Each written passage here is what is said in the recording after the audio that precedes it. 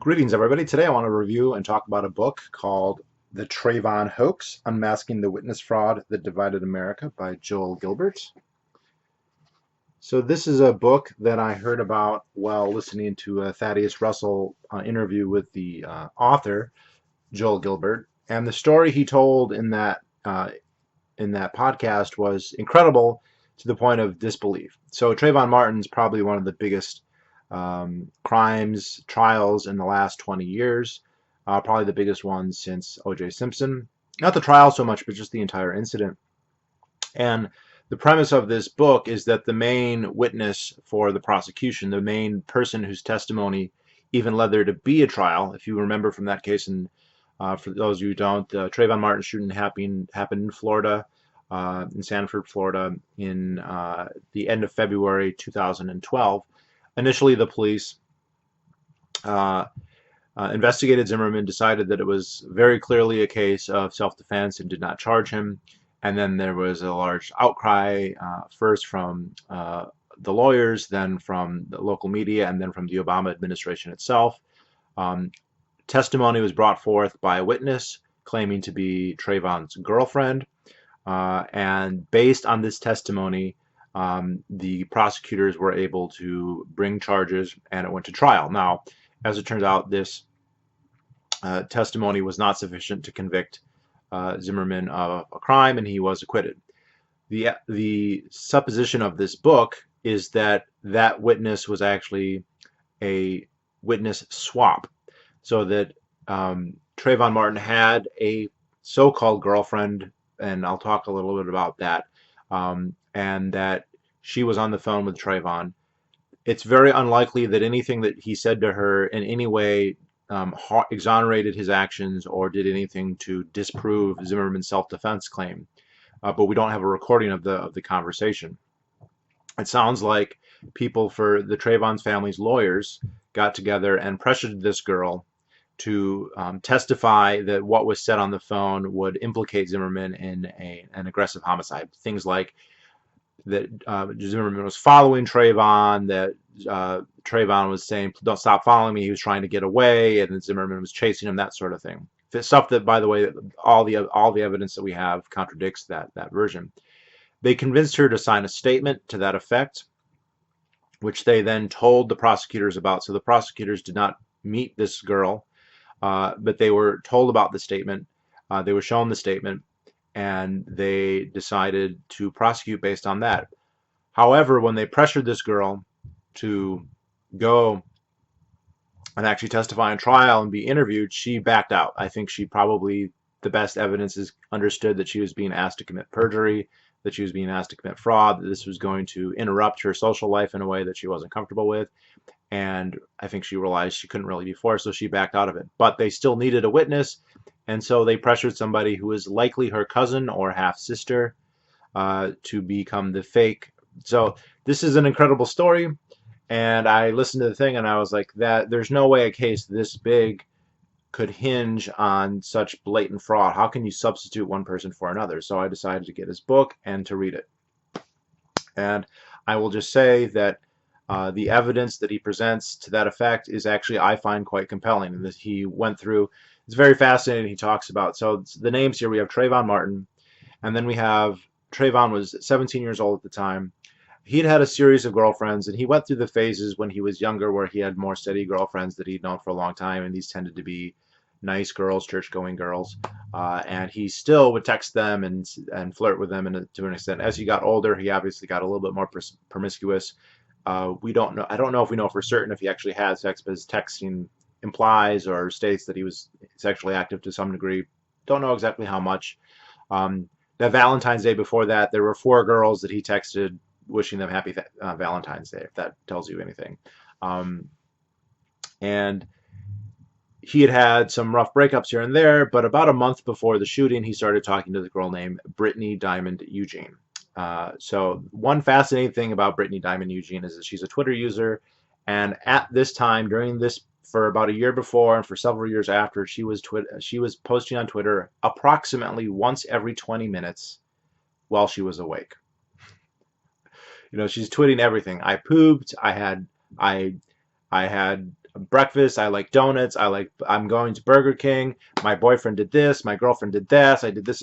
And it's actually, he has a little part in the book where he talks about how historians, in the past are going off of these threadbare, or a journal, a letter, and if you can find one thing from a year from somebody, sometimes that's really great. And here we've got a person who we have sometimes 40, 50 times a day, and that's just from their Twitter. And if we go into their texts, there's even that much more. He also had all of Trayvon's texts. These were able to get FOIA'd. They were the court had taken them all in the process of the thing, so he was able to get all of his texts. And he went through a long process of trying to figure out who was who and who belonged to who. So through some pretty convincing evidence, he goes through, and for instance, Brittany Diamond Eugene, and in the phone conversations, he always referred to her as Diamond, which was her middle name. She would text him something along the lines of, "Hey, I hurt my arm. My arm got punched in school today. I have a bruise." And sure enough, on that day on Twitter, Brittany Diamond Eugene tweeted, "Someone at school punched my arm and I have a bruise." Okay, she was very provocative. She spoke in, as he calls it, Southern Ebonics, and the thing is, she had a real boyfriend who she was much more interested in than Trayvon, that she was kind of on the rocks with when she was talking to him, and basically she wasn't terribly interested in him. They had some fun, apparently, at least texting fun, maybe physical fun, but it doesn't seem like it was that serious to her. But to Trayvon, it seems like he was genuinely quite interested in this girl. He gets kicked out of school for fighting. He'd been suspended 3 times, and his mother kicks him out, so he goes to live with the girlfriend of his father's current girlfriend, who lived about 200 miles away from where he grew up and spent most of his life.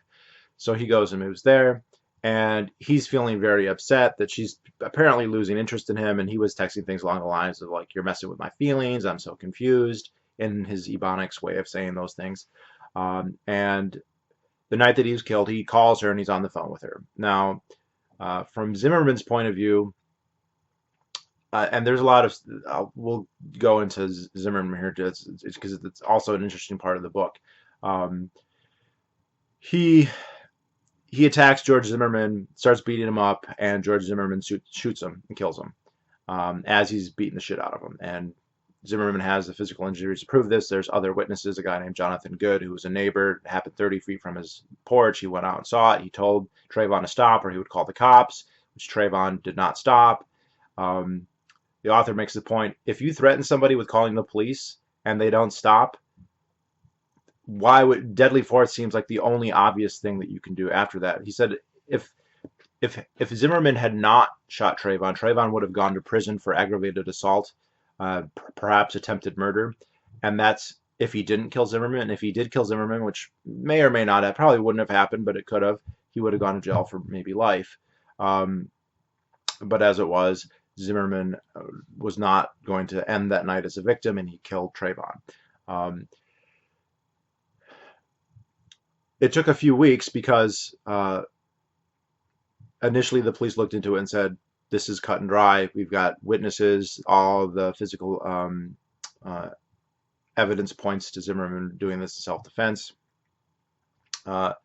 There's a part where the recording from a 911 call, I believe from Jonathan Good, maybe from others, where you can hear the altercation going on and you can hear screaming. And Trayvon's parents came in and said that screaming is not their son, it's Zimmerman. And then Trayvon's mother reaches out to a lawyer, a guy by the name of Klum, an up-and-coming Al Sharpton type figure, a guy who's a race baiter, who likes to kind of coast on racial animosity. And this guy started talking to Trayvon's friends and everything, and eventually they figure out that he had a girlfriend, and eventually they figure out that he was on the phone with her when this happened. So they started pressuring her, and he goes all through the thing. You can see the time she's getting called. You can see the time she's getting texted from his friends, from his mother. You can see her tweeting about it, and then eventually, who knows what they threatened. It's not clear because we don't have the recordings of these conversations. They They probably said, "Hey, this will be good for the country. This was a racist thing. If you can do your part." So they had her write out not a confession, but an affidavit of what happened. Um, and she didn't actually write it out. They had one of this woman who worked for Trayvon's mother as a caretaker for Trayvon's mother's brother. She wrote it out, and then this woman signed it. She signed it, Diamond Diamond Eugene. So then they continued to pressure because it wasn't going to be enough just to have this letter. They wanted her to talk to the prosecutors. They did get her to do an interview with ABC News, which she did over the phone. It wasn't in person. But then continued wanted to do more interviews. The prosecutor wanted to get involved, and Brittany Diamond Eugene backed out. Well, there's no case without this witness, so they substitute Rachel Jeantel, who is probably Brittany Diamond Eugene's either half sibling or cousin, and now the problem is Rachel Jeantel is 2 years older. She went to a different school than Trayvon. There's no evidence that they met. She's retarded, basically. She was 18 and she was a freshman in high school. She's probably illiterate. She probably can't read, or if she can, it's at a very, very low level. The New York Times says that she read at a third grade level. Some other reports says at second grade level. The author says he thinks that she's probably actually illiterate, or at least she was at the time. She's very fat, right? So she isn't the type that a 17-year-old Trayvon would be that interested in. She doesn't have the verbal skills of his actual girlfriend. Whatever you want to say about her ebonics, which she can speak in regular English as well, but she is actually articulate in a way. She's got a sassy mouth. She's got wit. She has verbal skills that Rachel Jeantel does not. Brittany Diamond Eugene can trash talk. She can talk sass. She can have a conversation, even if it's in a vernacular that you might not like. Rachel Jeantel can't, and because probably she's a moron and stupid, she was able to be pressured to do into this, and then she basically got a blank press. Now, I know that sounds ridiculous, but the evidence he presents is very convincing. And the other thing is, in the trial, she admitted that because her name is not Diamond Eugene, which is the name signed on the document.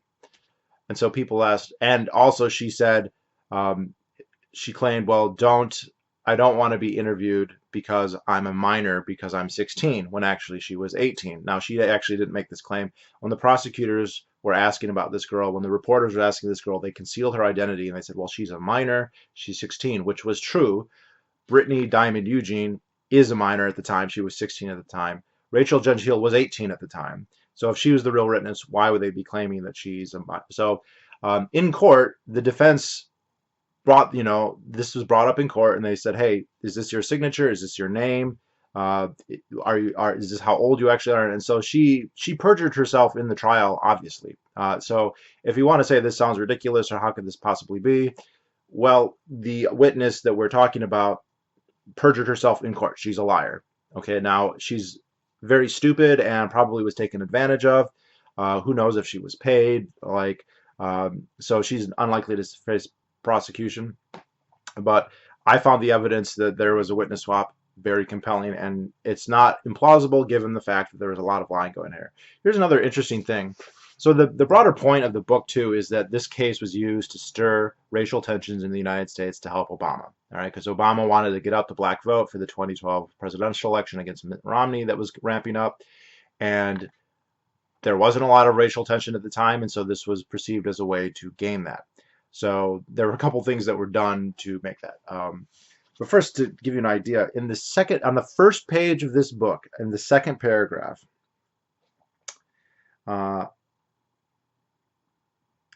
was planning on the unexpected rise of a Florida politico, Andrew Gillum, the 2018 gubernatorial candidate who had repeatedly cited the Trayvon Martin case as the reason for his success. That's on page 1. So those of you who don't, that name doesn't sound familiar, Andrew Gillum, he was the gubernatorial candidate for the Democrats in Florida State in 2018. He almost won. It was very close. He lost. And that name might sound familiar because 2 weeks ago, just as the coronavirus was starting to ramp up, he got caught in a gay sex orgy involving drugs and an overdose in a hotel room in Florida. So he's ostensibly married and straight, but no, he's a total homo, and his sex partner had an overdose. They called the cops, and it's brand news. It's funny that he wrote this book was published in 20, I want to say 2019. Yes, 2019. So I don't. He at no point in the books talks about this, but apparently it was his interest in Andrew Gillum that brought him to Florida, and then he decided to zero in on this Trayvon Martin thing. So kind of interesting that I mean I read this a week or maybe 10 days after that news broke about Andrew Gillum, but that would just add like a whole other chapter. But there's a couple broader points that he brings up. First of all, narrative building. Uh, the media wanted to craft the media and the Obama administration wanted to craft a racial narrative that this was a white supremacist thing. So they did a couple things. First, uh, they infantilized Trayvon Martin. Now, the author talks a lot about Trayvon's flaws and all the problems that he had, that he was into drugs, that he was into fighting, that he was getting in and out of school. But he also says he was in a bad situation. He had a broken family. His father wasn't around. He's going between houses, blah, blah, blah. He actually says, I think he was a good kid. His final words were, tell Mama Lika I'm sorry, which is not his true mother, but the mother who basically raised him. His father got a new girlfriend, and from the time he was 3 until the time he was about 15, this one woman was basically the woman in his life, and apparently the one that he saw as his mother. Uh, and the author interprets this as he felt bad for all the things that he had done, but he had started fighting, he'd started selling drugs, selling guns. He was fighting apparently for credibility, just to show how tough he was. He would brag in his texts about beating people up because they were snitches, because they gave him, they disrespected him, that sort of thing. And yet the media, they would always show a picture of him when he was 12, not when he was 17. And he points out that journalistic standard is if there's a victim of a crime or an accused criminal, you show a more recent picture. You don't show their baby pictures. Right? When you hear about somebody in the news, they don't go and find a picture of them from their middle school yearbook or from their 5th grade yearbook. You find something that's recent. Why would you use? There's a big difference between a 12-year-old and a 17-year-old. They expunged his record, so it was never reported or rarely reported that he was getting expelled from fighting. People said he was a good student. You had people going back again, like coaches from when he was 12, saying, "Oh, he was really into aviation." He may have been into aviation when he was a 13-year-old or a 12-year-old, but by the time he was 17, he was into getting into fights, to playing being a whoremonger, and none of, by the way, which are not things that, condemn him to death, but if you're going to be a badass and attack somebody, you're a shithead, for that happening, and he was justifiably homicide, as the courts correctly, I mean, it shouldn't even gone to trial. So you had that. Then you have the whitewashing, literally, of George Zimmerman. So George Zimmerman's father is white. His mother is a Peruvian immigrant. He speaks Spanish. He'd been to Peru a lot. He's bicultural in that sense.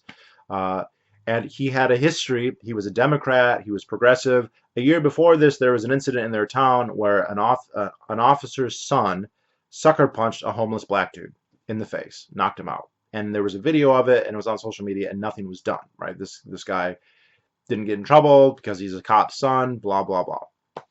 George Zimmerman didn't like that.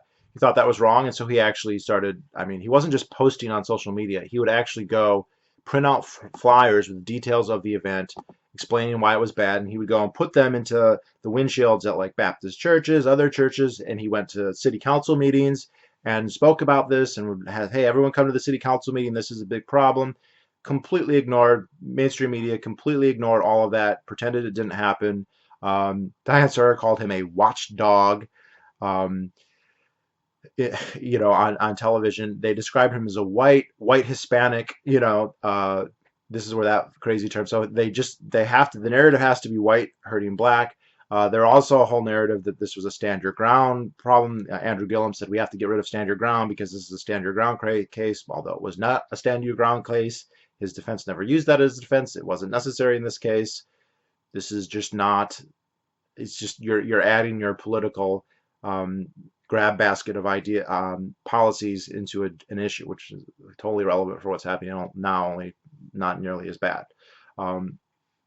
So uh, on all levels, this kind of, we're going to pretend he's white, we're going to pretend he's a good kid, we're going to eliminate. There was also very famously the recording of the 911 call. It was edited repeatedly, so the to make it sound like Zimmerman was following this guy when he wasn't, to make him sound like he's profiling him in his black for being black when he wasn't, uh, from to ignoring the witness who was actually there. So that witness got so much shit that he had to move because people were giving him death threats that he's protecting a murderer, blah blah blah. Um, and it was at the time. I mean, I remember thinking, while he was accused of murder and he was acquitted, and that he's probably, I don't know what happened. It sounds very clear what happened. Um, and then the whole stuff with the Biddy sword. Now, there's a couple. So the author here, there's some interesting thing here. And this will go back to the culture of critique. This is a counter narrative to the culture of critique, because Joel Gilbert is explicitly and proudly Jewish. He identifies as Jewish. You can tell he's got a soft spot for Israel, although he doesn't insert it too much. The only times it comes up is when he talks about personalities who have a connection to Israel explicitly. And what's fascinating here is he believes in American nationalism, right? He's a nationalist in a way that I'm not, that I don't agree with. Um, he believes in the family. He one of the main things he's saying here is, it would be the people who really failed Trayvon Martin are his parents, because they did not provide good role models, and they weren't both there, and they slept around too much, and they weren't good, blah blah blah. So uh, there's that. He also seems to favor a monoculture, or a hegemonic culture, right? He looks at the way that they behave, and he goes, I wish that everyone had this stronger sense of community, stronger sense of justice. So this guy is not Frankfurt School. This guy is not psychoanalytic. This guy is not a postmodernist, right? So he's self-consciously Jewish, but he's not trying to destroy American society. He doesn't hate American society. He's not trying to fracture it for the point of the Jewish people. So this is a good counter narrative to the culture of critique. This doesn't, by the way, disprove the culture of critique. It just shows you must be very careful. You can't assume because somebody's Jewish that they are influenced by their Judaism to the extent that they would act in the way that cultural critique outlines, which I think is fair. Many Jewish, especially Jewish academics, do. I mean, this guy is virulently anti-leftist. He talks a lot. A lot of his documentaries have been about that. He talks about Marxism and Marxist manipulation of blacks. The Communist Party USA would manipulate blacks all the time to try and show dissension in the United States. So that was another thing reading this book. I was like, well, here we go. Not that I didn't know that, having read Culture of the Critique, I always knew that there were Jewish people who this would not apply to, that this would be completely wrong. And Joel Gilbert, for his flaws, and look, he's kind of a weird character when you read some of the antics that he did. Some of them are a little bit strange. He was going through the trash of some of these people, which he points out is legal. There's court cases to try and get DNA samples. That's how he's been able to back up the claim that Rachel Jeantel and Brittany Diamond Eugene are probably related, and to that degree. He also did a thing where he would go and get writing samples from these people, because he did a writing analysis of the signature on the letter, showing that there's no way that Rachel Jeantel signed that letter, because she can sign her name, but when she does, it doesn't look like that. He showed examples, but he would go to get. I mean, the best one is probably Brittany Diamond Eugene, who now, at the time when he wrote this book, she's in college and she runs a side boutique business where she sells stuff. And he basically contacted her and said, I want to buy a whole bunch of stuff for his niece's prom or something. And she goes, well, what do you want to buy? And he goes, well, how about I buy one of everything? And of course, so she's happy about that. And then he goes, could you, they're big fans of your stuff. Could you maybe sign some cards or whatever? She goes, yeah, sure. And so he pays her a couple $100, and then he gives her cards where she can sign. And the names he put are names that use the syllables and letters that he wants checked out, to be verified with the signature on this affidavit letter. And then at the end, she has no idea apparently that he's writing a book and that he's investigating the Trayvon murder case, which at this point is, 6-7 years in the past. And then he actually gives her as a gift a statue of Justice, Lady Justice, with blindfold and scales, which she probably thought was just super bizarre, because, to be honest, it was super bizarre. He does stuff like that. So there's he's writing it in the book, and there's almost a little. It strikes me as very bizarre, and it also strikes me as he's not aware how bizarre it is because he's bragging about it, or maybe he's just getting ahead of anyone saying, "Hey, what a weirdo! Look at this stuff." He goes, "No, I admitted doing it."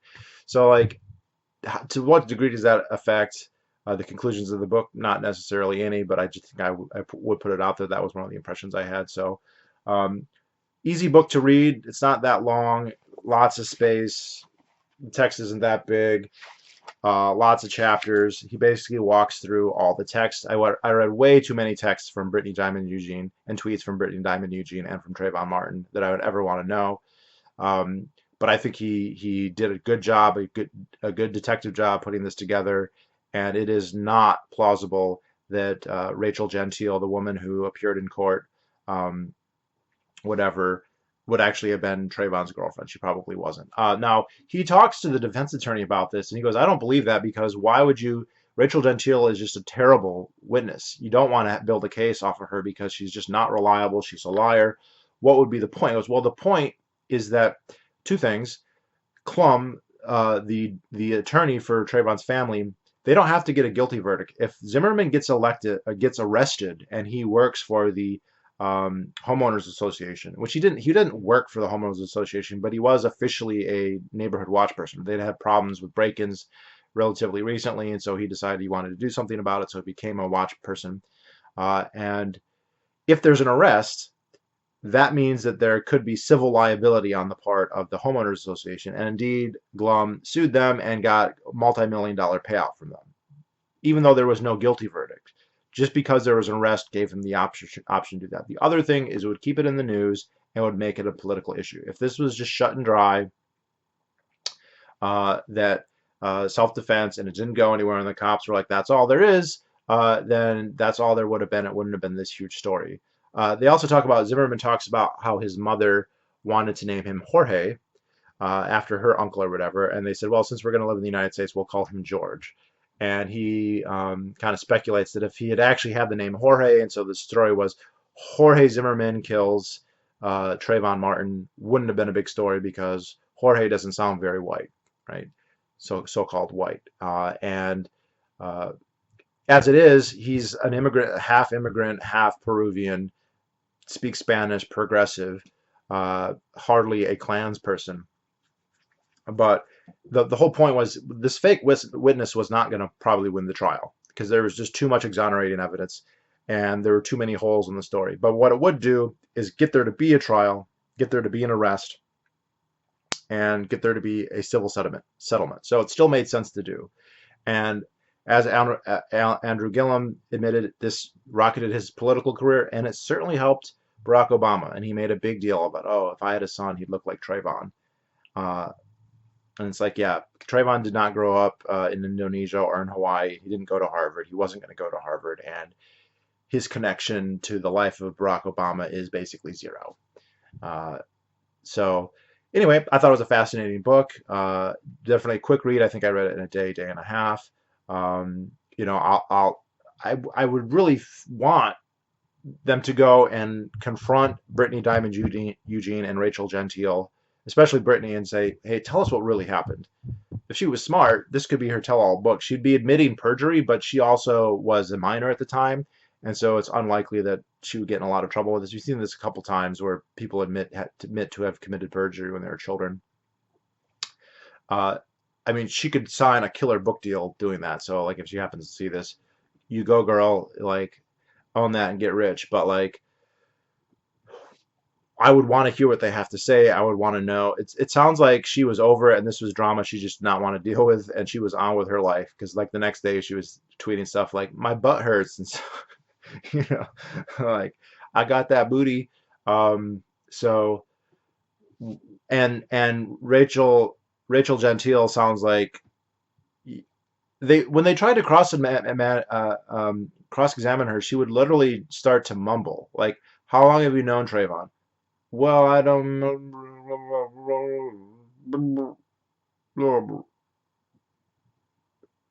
Why do you speak so slow? I have an underbite. You know, so I don't know. he actually said that that really helped her because she was so out of it mentally that they couldn't really pin her down or accuse her of that very much. So I would love to see this book has been published. I can't believe no if I would love to see if anyone's been like asking questions about it. Um, but yeah, I was pretty much convinced, and it makes a lot of sense. So anyway, I just thought that would be interesting, and I'll talk to you all another day. Bye bye.